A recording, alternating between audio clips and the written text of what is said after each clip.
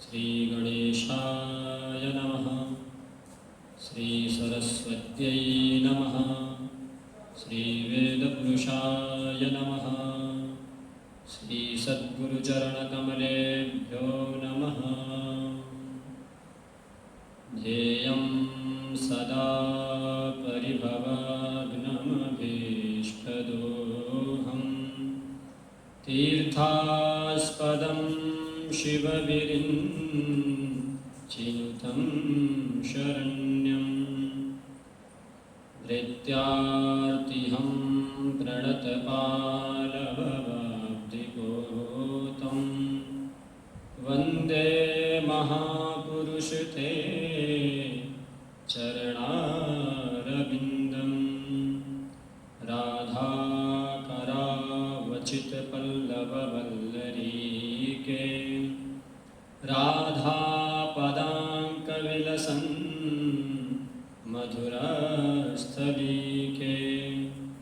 राधायशोमुखरमात्तखगावलिके राधाविहारविपिने रमतां मनो मे। नारायणं नमस्कृत्य नरं चैव नरोत्तमं देवीं सरस्वतीं व्यासं ततो जयमुदीरयेत्। जय जय श्रीराधारमण जय जय नवल किशोर जय गोपी चित चोर प्रभु जय जय माखन चोर जय जय माखन चोर। आइए अपने मन वाणी अंतःकरण को पवित्र करने के लिए कुछ क्षण श्री हरि नाम संकीर्तन का सहारा लेते हैं।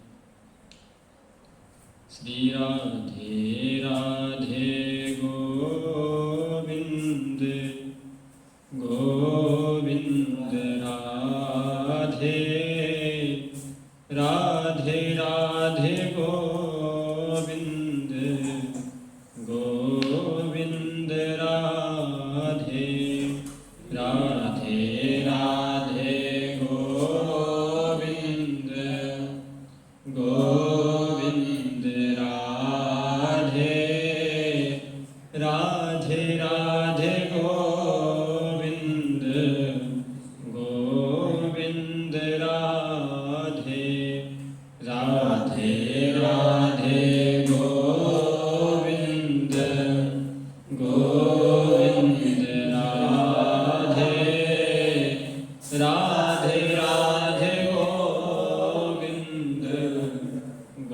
गोविंद राधे राधे राधे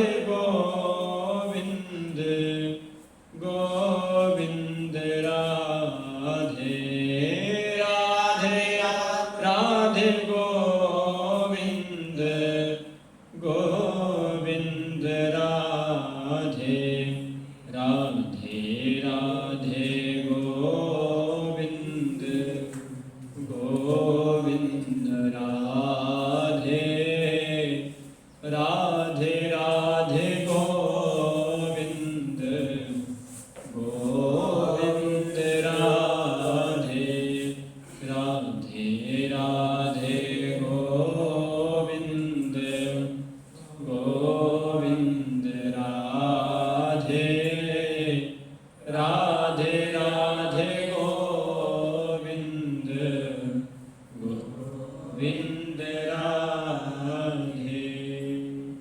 बोली श्री राधारमण लाल की जय। श्रीमद्भागवत महापुराण की जय।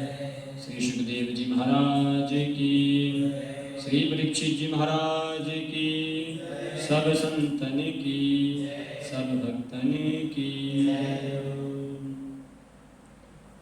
परम मंगलमय परात्पर अखिलेश्वर अकारण करुणा वरणालय भक्तवांछा कल्पतरु श्री तड़िद्युत विनिंदित पीताम्बरधारी श्री बालकृष्ण लाल की वांग्मयी शब्दमयी वाणीमयी प्रतिमूर्ति श्रीमद् भागवत महापुराण को बारंबार प्रणाम। जिनके आशीर्वाद से हम सभी लोग शास्त्रों का अध्ययन कर रहे हैं, ऐसे परम पूज्य श्री सुधांशु जी महाराज के चरणों में प्रणाम।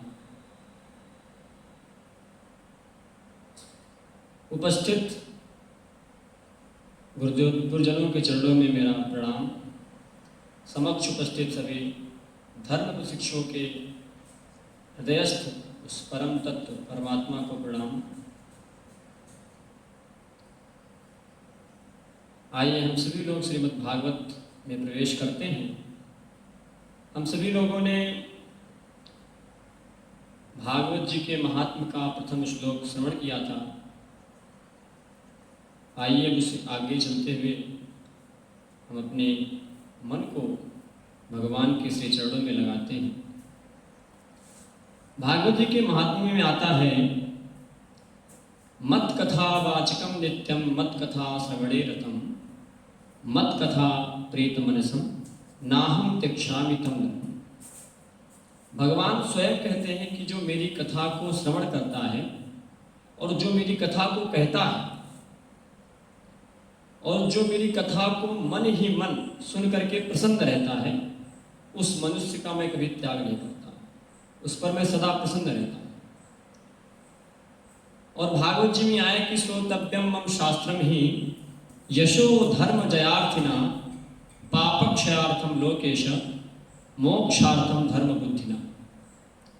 अर्थात यश, धर्म और विजय के लिए तथा पापक्षय के लिए, अपने पापों को नष्ट करने के लिए एवं मोक्ष की प्राप्ति के लिए धर्मात्मा मनुष्य को चाहिए कि वह सदा मेरे भागवत शास्त्र का श्रवण करे। जिसको मोक्ष चाहना है, जिसको अपने पापों को नष्ट करना है, उसको चाहिए कि वो भागवत जी को नित्य श्रवण करे, भगवान की कथाओं का नित्य श्रवण करे, जो अपने पापों को नष्ट करना चाहता है।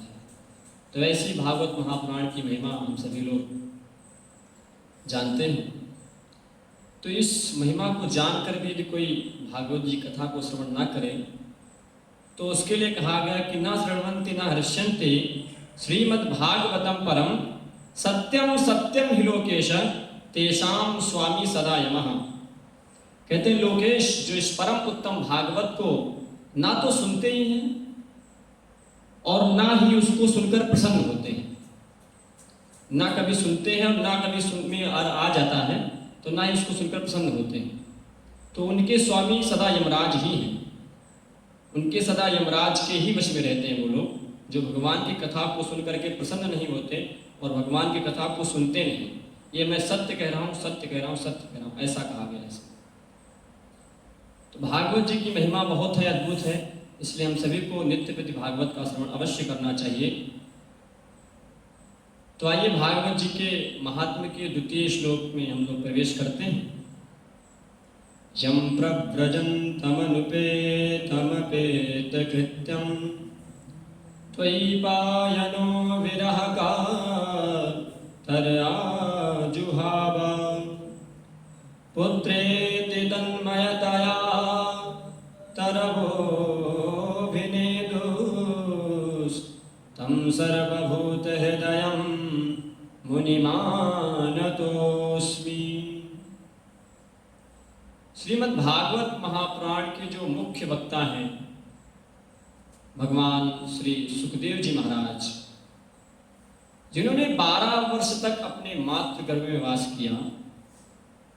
सामान्य मनुष्य तो 9 महीने गर्भ में रहता है, परंतु सुखदेव जी महाराज 12 वर्ष तक मातृ गर्भ में रहे।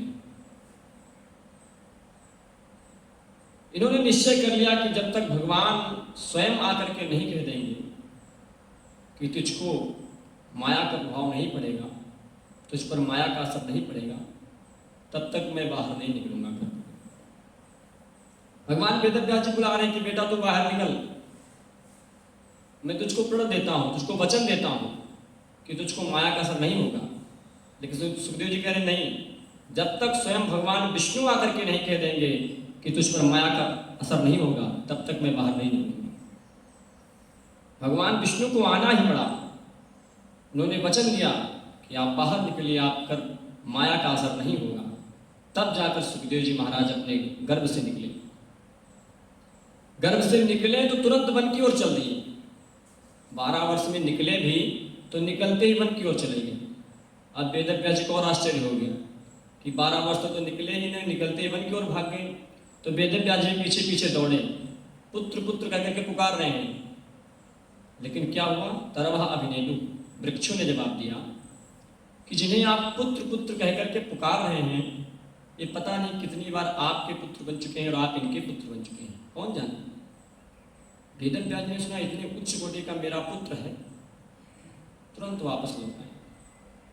ऐसे तम सर्वभूत हृदय मुनि मानतोस्मि, ऐसे सर्वभूत हृदय आदरणीय श्री सुखदेव जी महाराज को हम सभी लोग बारंबार प्रणाम करते हैं, बारंबार वंदन करते हैं। देखिए, जिस प्रकार हम सभी लोग श्रीमद् भागवत महापुराण को श्रवण करने के लिए, भगवान की कथा को श्रवण करने के लिए इस आनंद धाम आश्रम के सभागार में बैठे हुए हैं, उसी प्रकार जो पुराणों की विद्या का जो परम एकांत, परम शांति का स्थान है, उसे हम लोग कहते हैं नैमिषारण्य क्षेत्र, नीमसार जिसे बोलते हैं। तो आइए हम सभी लोग उस नीमसार क्षेत्र में चलते हैं, जो बड़ी पवित्र भूमि है। 88,000 संत जन जहाँ विराजमान हैं। वे सभी ऋषि गृहस्थ ऋषि, उन्हें हम लोग कहते हैं शौनकादिक ऋषि। 88,000 जो ऋषि उन्हें हम कहते हैं शौनकादिक ऋषि, जिनकी बड़ी लंबी लंबी उम्र है।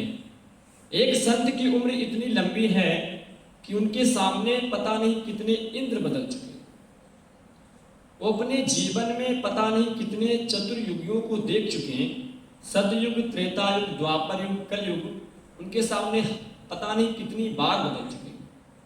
ऐसे में 88,000 संत जन अपने नित्य कर्म से निवृत्त होकर के प्रातः काल जब बैठे ही थे कि उन संतों की मंडली में महर्षि वेदव्यास जी के परम प्रेषित श्री सूत जी महाराज का आगमन हुआ।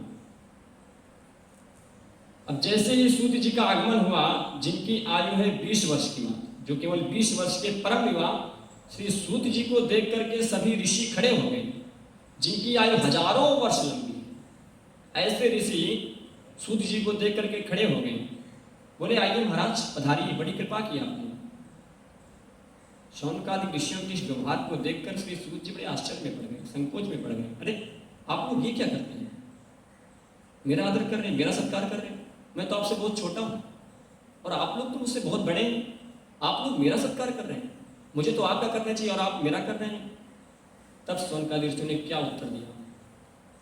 वो कहते हैं सूत जी महाराज, आप देखने में छोटे हैं तो क्या हुआ? शास्त्र कहता है धनम वृद्धा बलम वृद्धा आयु वृद्धास्ततैव च ते सर्वे ज्ञान वृद्धाश्च किंकिरा शिष्य किंकिरा। कोई बल में बड़ा होता है, किसी के पास बहुत बल है, बलवान है, बलिष्ठ है, और कोई कदाचित धन में बड़ा होता है, बहुत धनवान है, उसके पास बहुत धन है।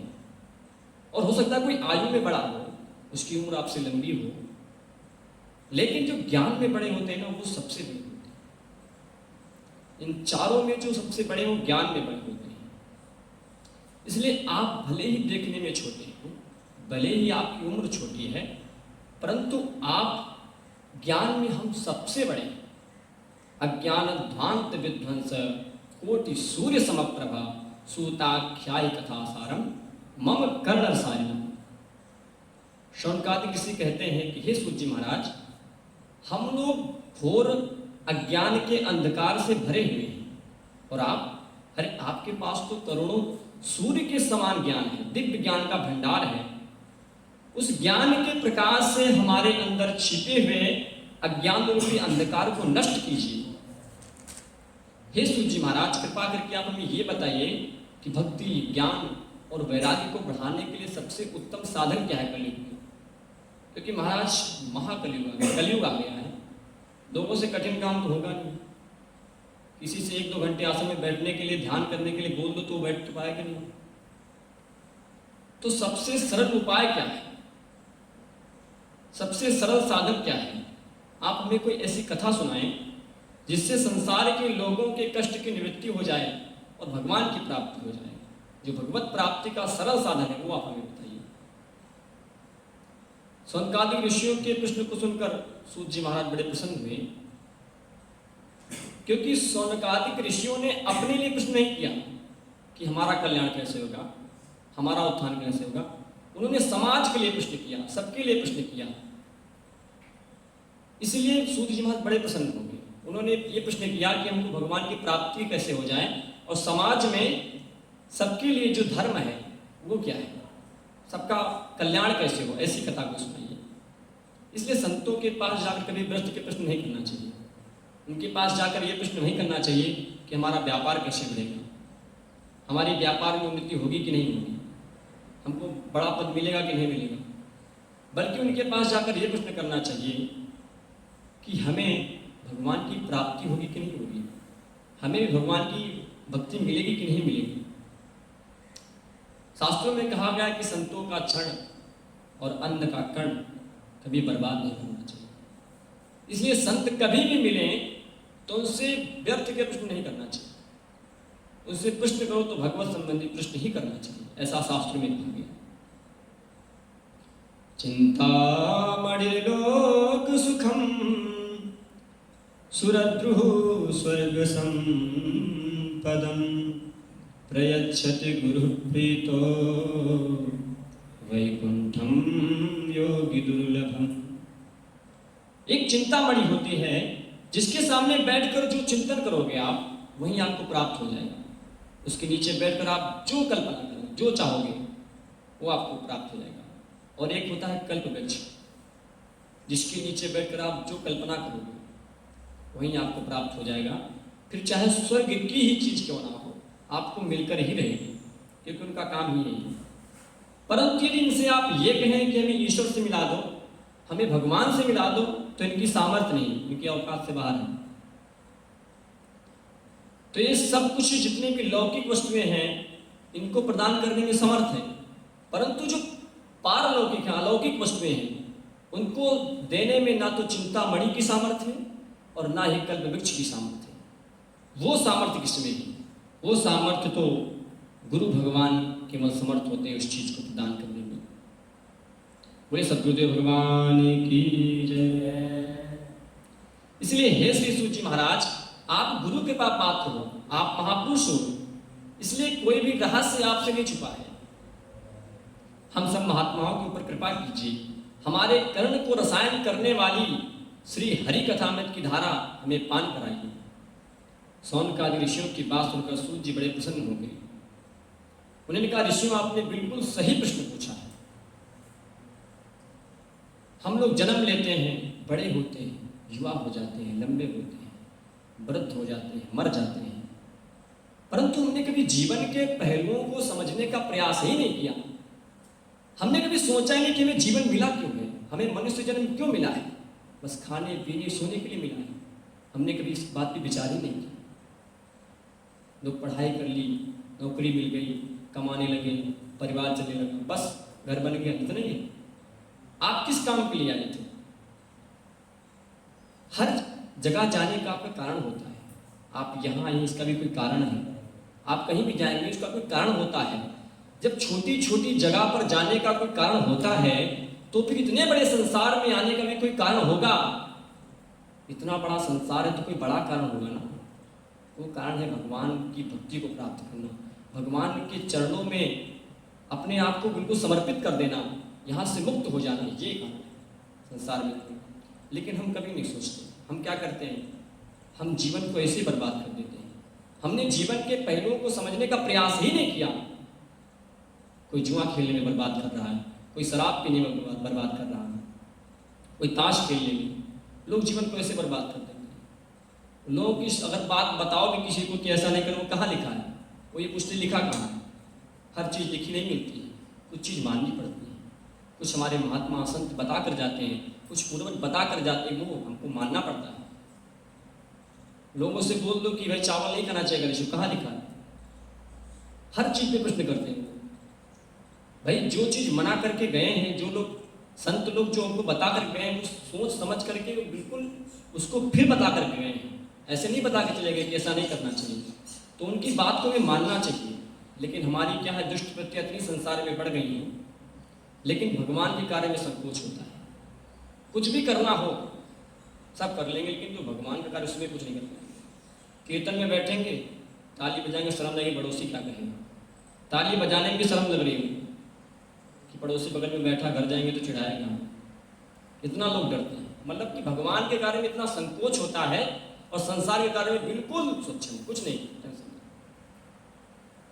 आप जाते हैं कभी बस में, अगर कोई भजन करने लग जाए वहाँ पे, तो लोग कहते हैं शांत हो, यहाँ सब बैठे हैं, तब ऐसा बोलेंगे। और वहीं पे कोई गाना बजाए, कोई कुछ नहीं बोलेगा, बिल्कुल निश्चित। वहीं पे सिगरेट पिए, कोई नहीं, इसमें उनको कोई डर नहीं लग रहा है, ये सब बढ़िया चल रहा है। लेकिन हाँ, कोई वहाँ पे कीर्तन करने लग जाए, कोई मंजीरा बजाने लग जाए, या कोई भजन बजाने लग जाए साउंड में, वो दिक्कत होने लग जाएगी लोग। ऐसा हमारा संसार हो गया। मतलब दुष्ट प्रवृत्तियां इतनी बढ़ रही संसार में कि उसका कोई हिसाब ही नहीं। ये केवल समय का दुरुपयोग ही है। श्री सूत जी महाराज कहते हैं, काल व्याल भग्रास त्रास निर्णाश हेतवे श्रीमद् भागवतम शास्त्रम कलौ कीरेण वाष्पम। हमारा जीवन क्या है? ध्यान दें, बहुत बड़ा अजगर सर्प है। उस अजगर सर्प ने अपने विशाल मुख को फैला करके रखा हुआ है और उसके मुख में हम बैठे हुए हैं। अब आप सोचिए कि हम सुरक्षित कब तक हैं? जब तक वो अजगर अपने मुख को बंद नहीं कर लेता, तब तक हम सुरक्षित हैं। जैसे ही वो अजगर सर्प अपने मुख को बंद करेगा, तुरंत हमारी मृत्यु हो जाएगी। ऐसे ही काल रूपी सर्प के मुख के हम लोग ग्रास बने हुए हैं। जैसे ही काल आएगा, तुरंत मेरी मृत्यु हो जाएगी, तुरंत हमारी मृत्यु हो जाएगी। लोग सोचते हैं 80 वर्ष जिएंगे, कोई भरोसा नहीं है। सुनने में आता है कि वो खत्म हो गए, वो उनकी मृत्यु हो गई, बड़ा आश्चर्य होता है। लेकिन कभी हम नहीं सोचते कि हमारी भी कभी मृत्यु होगी।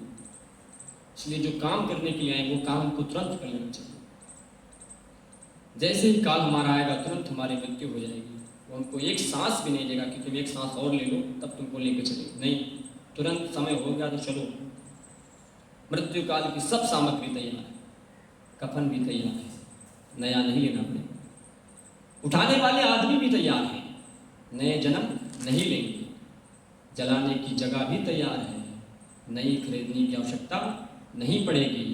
जलाने के लिए लकड़ियां भी तैयार हैं, नए वृक्ष उगाने की जरूरत नहीं पड़ेगी। रोने वाले भी तैयार हैं, बस श्वास बंद होने की देर है। श्वास बंद होते ही सारी सामग्री जुट जाएगी और आपको जलाकर राख कर दिया जाएगा। जिस शरीर पे आप इतना गर्व करते हो, जिस शरीर को सजाने में इतना समय लगाते हो, वही शरीर आपका राख हो जाएगा। उस राख को रोंद के लोग आगे निकल जाएंगे, कोई नहीं सोचेगा कि ये क्या है। यहाँ केवल मरने ही मरने वाले रहते हैं। जिनको मरना होता है वो संसार में रहते हैं, जिसको मरना है वही रहते हैं, क्योंकि इसका नाम ही मृत्यु लोक है।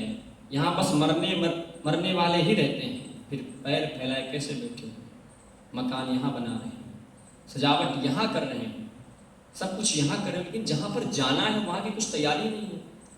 हमको कहीं जाना होता है, किसी कार्यक्रम में कहीं कुछ जाना होता है, तो हम 1 महीने पहले ही रिजर्वेशन करवाते हैं, टिकट करवाते हैं, बैग लगाना चालू कर देते हैं, प्रारंभ कर देते हैं कि भाई जाना है, जाना। बड़ी टेंशन होती है, बड़ी चिंता होती है।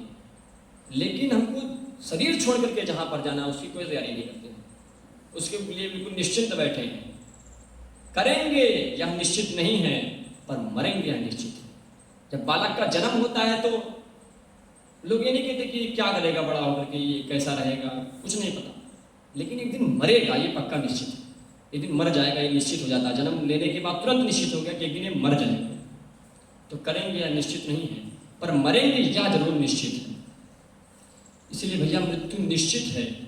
जिस मृत्यु का आने का इंतजार कर रहे हो और उससे पहले पहले भगवान का भजन कर लो, भगवान के नाम का जप कर लो, तो जीवन सार्थक हो जाएगा। क्योंकि नहीं कश्चित क्षणमपि जातु तिष्ठत्य कर्मकृत कार्यते यवसा कर्मा सर्वः प्रकृति जयति गुणैः। हम लोग कर्म तो करेंगे चाहे जो हो जाए, कुछ नहीं करेंगे, सांस तो लेंगे। इसलिए कर्म करते हुए, काम करते चलो, नाम रटते चलो, हर समय कृष्ण का ध्यान धरते चलो। मन को विषयों से हरदम हटाते चलो, कृष्ण गोविंद गोपाल गाते चलो। आप कर्म तो करो, परंतु कैसा कर्म? सत्कर्म करो, दुष्कर्म नहीं। कैसा कर्म करना चाहिए? सत्कर्म करना चाहिए, शास्त्र विहित कर्म करना चाहिए, ना कि कुकर्म करना चाहिए। इस बात का जरूर ध्यान रखना चाहिए।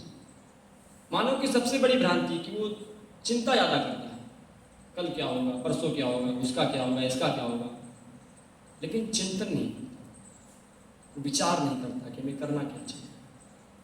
अब जीवन में चिंता को मिटाना और चिंतन को बढ़ाना ये कौन सिखाता है? ये सिखाते मेरे शास्त्र, हमारे ग्रंथ, श्रीमद् भागवत महापुराण। ये बड़ा अद्भुत ग्रंथ है, महान ग्रंथ है, यही मुक्ति प्रदान करता है। बड़े से बड़ा पाप नष्ट करने के लिए जो कोई सामर्थ्य है तो वह श्रीमद् भागवत महापुराण है। इसलिए कहा गया कि जो नित्य प्रति एक श्लोक का, आधे श्लोक का भी पाठ करता है, उससे भगवान सदा प्रसन्न रहते हैं, भगवान उसके घर में सदा वास करते हैं। इसलिए भागवत जी का नित्य पाठ हो जाए तो बहुत अच्छा है। यदि पाठ नहीं हो पाए तो श्रवण ही हो जाए, वो भी बहुत अच्छा है। ये उपनिषदों का सार है, वेदों का सार है, और कलयुग के जीवों को काल रूपी सर्प के मुख से छुड़ाने के लिए श्री सुखदेव जी ने श्रीमद् भागवत की कथा कही है।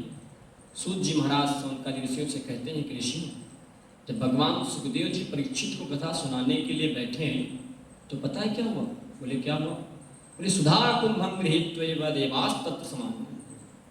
स्वर्ग के देवता अमृत का कलश लेकर भागे भागे आए और सुखदेव जी को प्रणाम करके बोले, महाराज हमने सुना है आप कथा सुनाने जा रहे हैं, आप परीक्षित को कथा सुनाने जा रहे हैं। सुखदेव जी बोले आपने बिल्कुल सही सुना है।